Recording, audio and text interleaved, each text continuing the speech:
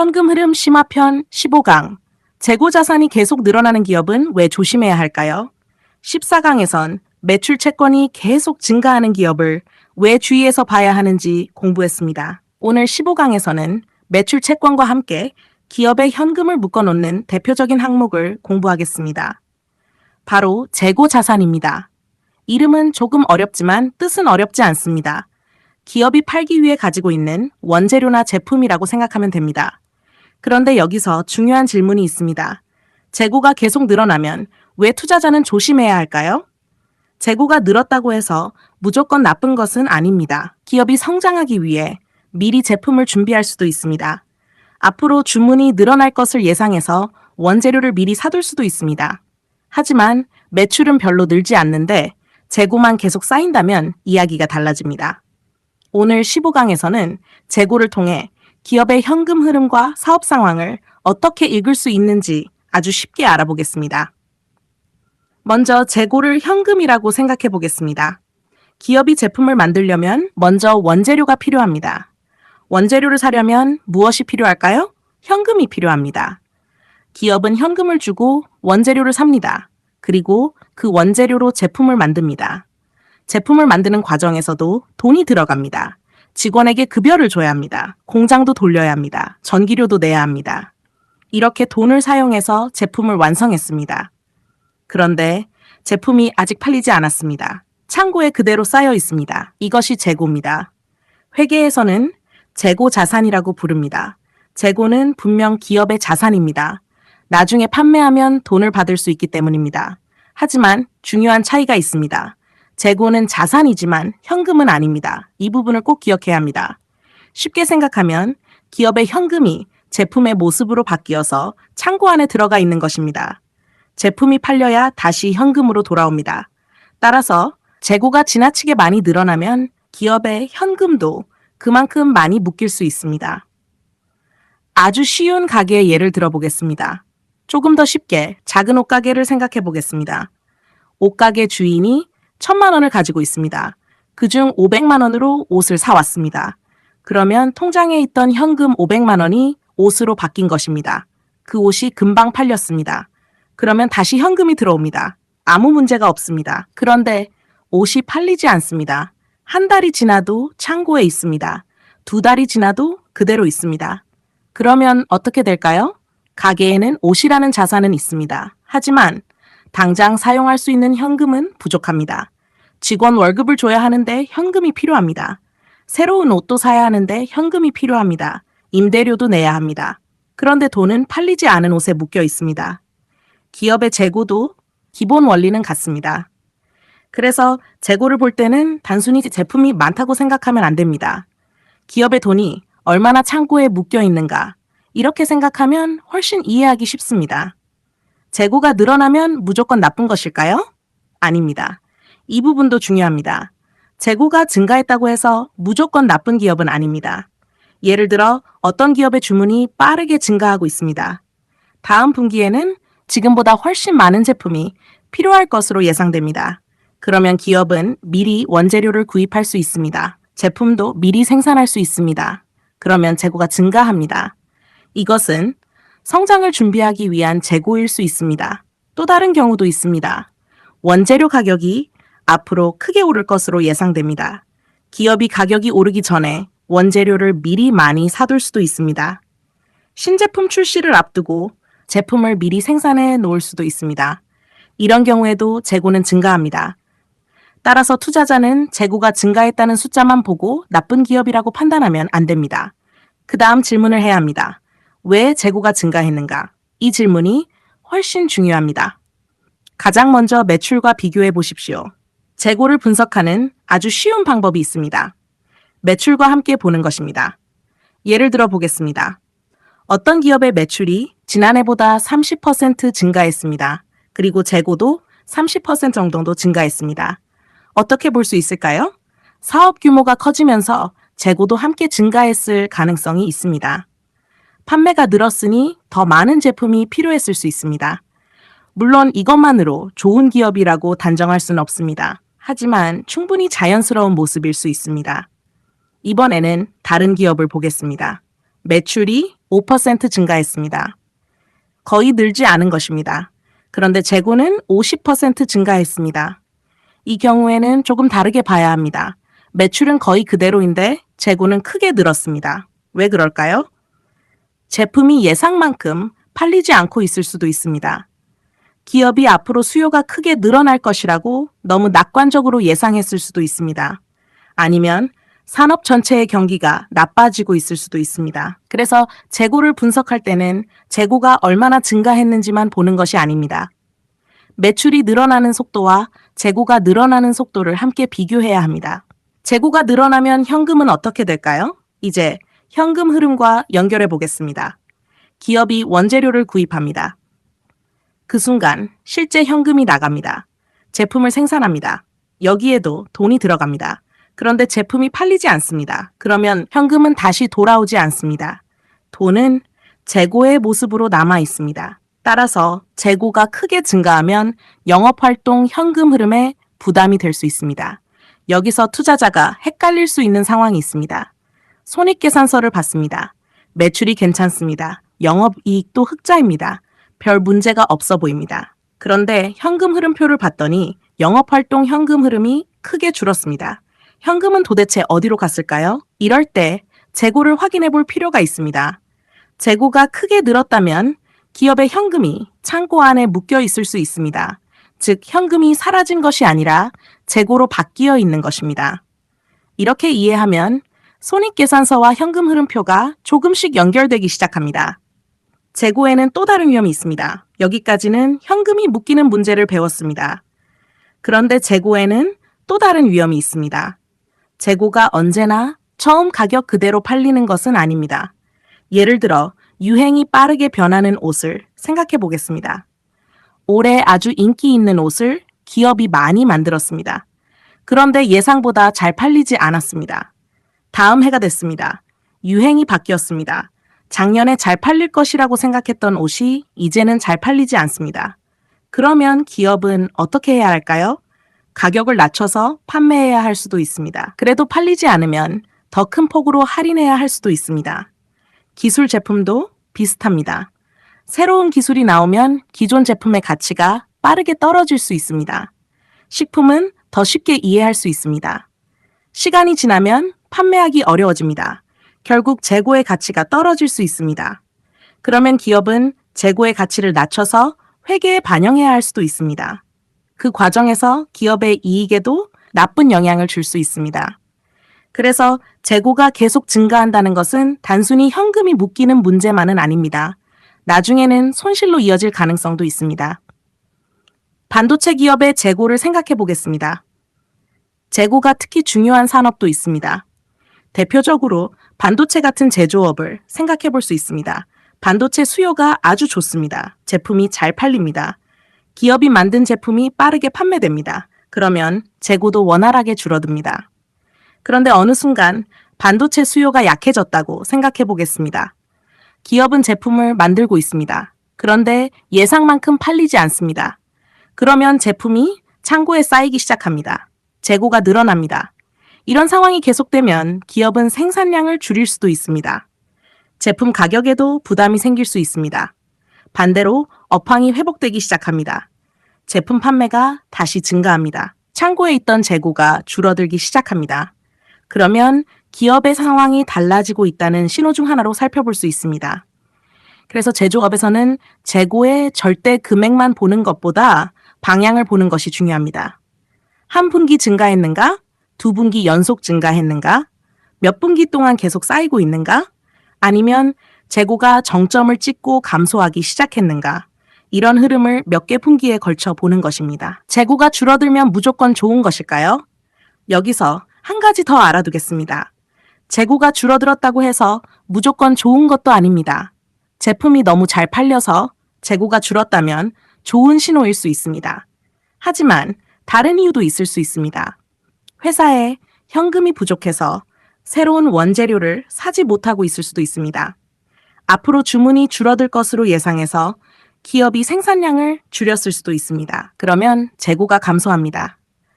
하지만 좋은 이유로 감소한 것은 아닐 수 있습니다. 그래서 현금 흐름을 공부하면서 계속 기억해야 할 원칙이 있습니다. 숫자 하나만 보고 결론을 내리지 않는다. 재고가 늘었는지 줄었는지만 보면 안 됩니다. 왜 늘었는가? 왜 줄었는가? 매출은 어떻게 움직이고 있는가? 현금 흐름은 어떻게 움직이고 있는가? 이것을 함께 봐야 합니다. 실전에서는 세 가지를 함께 봅니다. 재고를 분석할 때 초보 투자자라면 우선 세 가지만 연결해서 봐도 좋습니다. 첫 번째, 매출입니다. 제품이 실제로 잘 팔리고 있는지 봅니다. 두 번째, 재고 자산입니다. 매출보다 재고가 지나치게 빠르게 증가하고 있지는 않은지 확인합니다. 세 번째, 영업활동 현금 흐름입니다. 재고가 증가하면서 기업의 현금이 크게 묶이고 있지는 않은지 확인합니다. 다시 한번 정리하면 매출, 재고 자산, 영업활동 현금 흐름 이 세 가지입니다. 그리고 한 분기만 보지 않습니다. 몇 개 분기를 연속해서 봅니다. 가능하다면 몇 년의 흐름도 함께 봅니다. 그러면 기업의 사업 상황이 변하고 있는 모습을 훨씬 쉽게 발견할 수 있습니다. 좋은 기업은 재고를 잘 돌립니다. 마지막으로 좋은 기업의 모습을 생각해 보겠습니다. 기업이 현금으로 원재료를 삽니다. 원재료로 제품을 만듭니다. 제품을 판매합니다. 판매한 돈을 회수합니다. 그러면 다시 현금이 들어옵니다. 그 현금으로 다시 원재료를 삽니다. 그리고 다시 제품을 만듭니다. 다시 판매합니다. 다시 현금이 들어옵니다.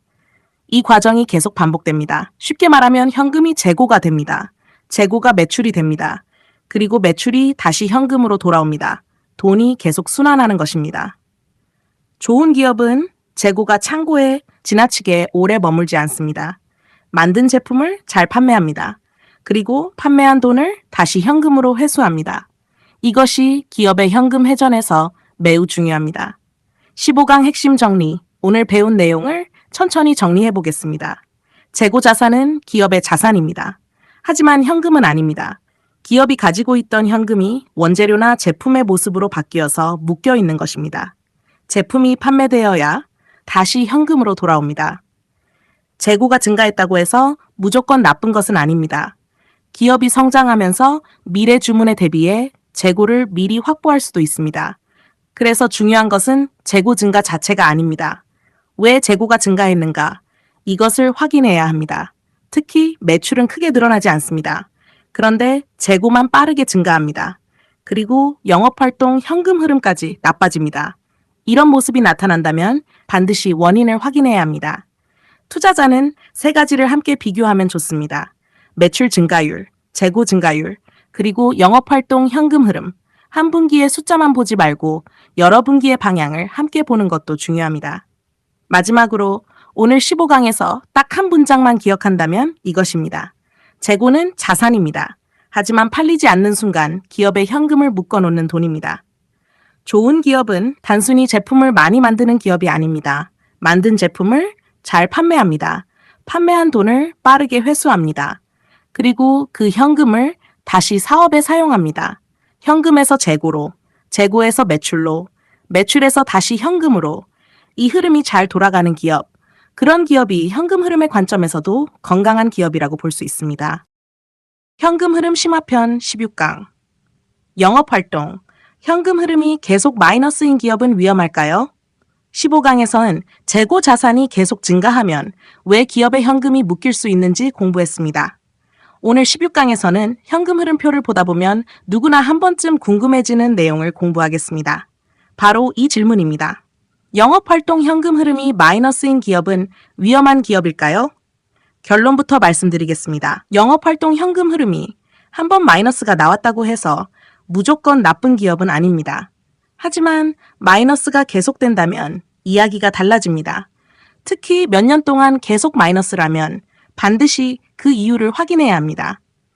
오늘 16강에서는 단순히 마이너스라는 숫자를 보는 것이 아니라 왜 마이너스가 발생했는가, 그리고 앞으로 좋아질 가능성이 있는가, 이 두 가지를 중심으로 아주 쉽게 알아보겠습니다. 먼저 영업활동 현금 흐름을 다시 생각해 보겠습니다. 영업활동 현금 흐름. 말이 조금 길고 어렵습니다. 하지만 쉽게 생각하면 됩니다. 회사가 본업을 하면서 실제로 만들어낸 현금의 흐름입니다. 기업이 제품을 판매합니다. 고객에게 돈을 받습니다. 현금이 들어옵니다. 반대로 원재료를 구입합니다. 직원에게 급여를 줍니다. 세금도 냅니다. 현금이 나갑니다. 이렇게 회사가 본업을 하는 과정에서 실제로 들어오고 나간 현금을 보여주는 것이 영업활동 현금 흐름입니다. 그래서 장기적으로 좋은 기업이라면 본업을 통해 현금을 만들어내는 것이 정상적인 모습입니다. 왜 그럴까요? 기업은 장부에 적힌 이익만으로 사업을 할 수 없기 때문입니다. 직원 월급도 현금으로 줘야 합니다. 원재료도 돈을 주고 사야 합니다. 세금도 돈으로 내야 합니다. 빚도 결국 돈으로 갚아야 합니다. 그래서 기업에게 현금은 매우 중요합니다. 한 번에 마이너스만 보고 겁먹을 필요는 없습니다. 어떤 기업이 있습니다. 이번 분기에 영업활동 현금 흐름을 확인했습니다. 마이너스입니다. 그러면 바로 위험한 기업이라고 판단해야 할까요? 아닙니다. 한 분기의 마이너스는 여러 가지 이유로 발생할 수 있습니다. 예를 들어 기업이 원재료를 한꺼번에 많이 구입했을 수 있습니다. 앞으로 주문이 크게 증가할 것으로 예상해서 제품을 미리 많이 생산했을 수도 있습니다. 그러면 재고가 증가합니다. 재고에 현금이 묶입니다. 또 매출이 빠르게 증가하면서 매출 채권이 일시적으로 크게 늘어날 수도 있습니다. 물건은 많이 팔았습니다. 하지만 아직 돈을 받지 못했습니다. 그러면 영업활동 현금 흐름이 나빠질 수 있습니다. 계절적인 이유도 있을 수 있습니다. 따라서 한 분기 또는 짧은 기간의 마이너스만 보고 기업 전체를 판단하면 안 됩니다. 더 중요한 것이 있습니다. 바로 지속성입니다. 몇 년 동안 계속 마이너스라면 이번에는 상황을 조금 바꿔보겠습니다. 첫 해 영업활동 현금 흐름이 마이너스입니다. 다음 해도 마이너스입니다. 그 다음 해도 마이너스입니다. 몇 년 동안 계속 마이너스입니다. 이제는 질문해야 합니다. 이 회사는 사업을 계속할 돈을 어디에서 가져오고 있을까? 이 질문이 아주 중요합니다. 본업에서 현금이 계속 빠져나가는데 회사는 사업을 계속하고 있습니다. 직원에게 월급도 주고 있습니다. 원재료도 사고 있습니다. 연구개발도 하고 있습니다. 그렇다면 어딘가에서 돈을 가져오고 있다는 뜻입니다. 어디에서 가져올까요? 방법은 몇 가지가 있습니다. 은행에서 돈을 빌릴 수 있습니다. 회사채를 발행해서 돈을 조달할 수도 있습니다. 새로운 주식을 발행해서 투자자에게 돈을 받을 수도 있습니다. 기업이 가지고 있던 자산을 팔 수도 있습니다. 이렇게 하면 당장은 버틸 수 있습니다. 하지만 여기서 중요한 질문이 생깁니다. 이 방법을 계속 반복할 수 있을까요? 쉽지 않습니다. 본업에서 돈을 못 벌면 외부의 돈이 필요합니다. 아주 쉬운 가게를 하나 생각해 보겠습니다. 가게를 운영하고 있습니다. 매달 1,000만 원의 현금이 들어옵니다. 그런데 월급과 임대료, 물건값 등을 합치면 매달 1,200만 원이 나갑니다. 그러면 매달 얼마가 부족할까요? 200만 원이 부족합니다. 첫 달에는 저축해둔 돈으로 메울 수 있습니다. 다음 달에도 저축한 돈을 사용할 수 있습니다. 하지만 계속 매달 200만 원씩 부족하면 언젠가는 저축한 돈이 떨어집니다. 그 다음에는 어떻게 해야 할까요? 돈을 빌려야 할 수도 있습니다. 또는 누군가에게 투자를 받아야 할 수도 있습니다. 기업도 기본 원리는 같습니다. 본업에서 현금이 계속 부족하면 결국 외부에서 돈을 가져와야 합니다. 빚이 계속 늘어날 수도 있습니다. 기업이 은행에서 돈을 빌립니다. 그러면 현금이 들어옵니다. 당장은 사업을 계속할 수 있습니다. 하지만 부채가 늘어납니다. 그리고 빌린 돈에는 이자가 붙습니다. 다음 해에도 본업에서 현금이 부족합니다. 또 돈을 빌립니다. 그러면 부채가 또 늘어납니다. 이자 부담도 더 커질 수 있습니다. 그래서 영업활동 현금 흐름이 계속 마이너스인 기업은 부채가 함께 증가하고 있는지도 확인해야 합니다. 유상증자를 통해 돈을 마련할 수도 있습니다. 또 다른 방법도 있습니다. 기업이 새로운 주식을 발행합니다. 그리고 투자자에게 그 주식을 판매합니다. 그러면 기업에는 새로운 현금이 들어옵니다. 이것이 유상증자입니다. 기업 입장에서는 필요한 자금을 마련할 수 있습니다. 하지만 기존 주주의 입장에서는 확인해야 할 부분이 있습니다. 새로운 주식이 계속 발행되면 전체 주식 수가 늘어납니다. 그러면 기존 주주가 가지고 있던 지분의 비율이 낮아질 수 있습니다. 이것을 지분 희석이라고 합니다. 그래서 투자자는 영업활동 현금 흐름이 계속 마이너스라면 재무활동 현금 흐름도 함께 살펴볼 필요가 있습니다. 쉽게 말하면 본업에서 부족한 돈을 계속 빚이나 증자로 채우고 있는 것은 아닌가. 이것을 확인하는 것입니다. 그런데 성장 초기 기업은 조금 다르게 봐야 합니다. 여기서 아주 중요한 예외가 있습니다. 모든 기업이 처음부터 본업에서 많은 현금을 만드는 것은 아닙니다. 새로운 사업을 시작한 성장 초기 기업을 생각해 보겠습니다. 아직 고객이 많지 않습니다. 매출도 크지 않습니다. 그런데 회사는 빠르게 성장하려고 합니다. 사람을 많이 뽑습니다. 연구개발에 돈을 씁니다. 마케팅에도 많은 돈을 사용합니다. 사업을 키우기 위해 여러 곳에 먼저 투자합니다. 그러면 일정 기간 영업활동 현금 흐름이 마이너스가 될 수 있습니다. 이것만으로 나쁜 기업이라고 할 수는 없습니다. 바이오 기업을 생각해 보겠습니다. 바이오 기업은 이 개념을 이해하기 좋은 사례입니다. 신약을 개발하는 기업이 있습니다. 아직 신약을 판매하고 있지 않습니다. 따라서 제품 판매에서 나오는 매출이 거의 없을 수도 있습니다. 그런데 신약을 개발하려면 계속 돈이 필요합니다. 연구를 해야 합니다. 임상시험도 해야 합니다. 연구원에게 급여도 지급해야 합니다. 몇 년 동안 많은 돈이 들어갈 수 있습니다. 이런 기업은 일정 기간 시 영업활동 현금 흐름이 마이너스일 수 있습니다. 따라서 이미 사업이 안정된 성숙 기업과 아직 제품을 개발하고 있는 바이오 기업을 똑같은 기준으로 비교하면 안 됩니다. 하지만 여기서 오해하면 안 됩니다. 성장 초기 기업이니까 현금 흐름을 안 봐도 된다는 뜻은 아닙니다. 오히려 현금 흐름을 더 중요하게 봐야 할 수도 있습니다. 왜 그럴까요? 적자 성장 기업에서는 현금이 생명입니다. 영업활동 현금 흐름이 계속 마이너스인 기업은 현금을 계속 사용하고 있습니다. 그렇다면 투자자는 반드시 질문해야 합니다. 현재 가지고 있는 현금으로 얼마나 오래 버틸 수 있을까? 이 질문입니다. 예를 들어 보겠습니다. 어떤 기업이 현금 1,000억 원을 가지고 있습니다. 그리고 매년 영업활동에서 200억 원 정도의 현금이 빠져나갑니다. 아주 단순하게 생각하면 당장 현금이 바닥나는 상황은 아닐 수 있습니다. 이번에는 다른 기업을 보겠습니다. 현금은 100억 원밖에 없습니다. 그런데 매년 200억 원씩 현금이 빠져나갑니다. 상황이 완전히 다릅니다. 지금 가지고 있는 돈보다 한 해에 사용하는 돈이 더 많습니다. 그러면 추가 자금 조달이 필요할 가능성이 훨씬 커집니다. 돈을 빌릴 수도 있습니다. 유상증자를 할 수도 있습니다. 새로운 투자자를 찾아야 할 수도 있습니다. 그래서 적자 성장 기업에서는 두 가지를 꼭 같이 봐야 합니다. 현재 가지고 있는 현금, 그리고 현금이 줄어드는 속도. 쉽게 말하면 지금 가진 돈으로 얼마나 버틸 수 있는가, 이것을 보는 것입니다. 같은 마이너스라도 의미는 완전히 다릅니다. 이번에는 두 기업을 비교해 보겠습니다. 두 기업 모두 영업활동 현금 흐름이 마이너스입니다. 숫자만 보면 똑같아 보입니다. 그런데 첫 번째 기업을 보겠습니다. 매출이 빠르게 성장합니다. 고객도 계속 증가합니다.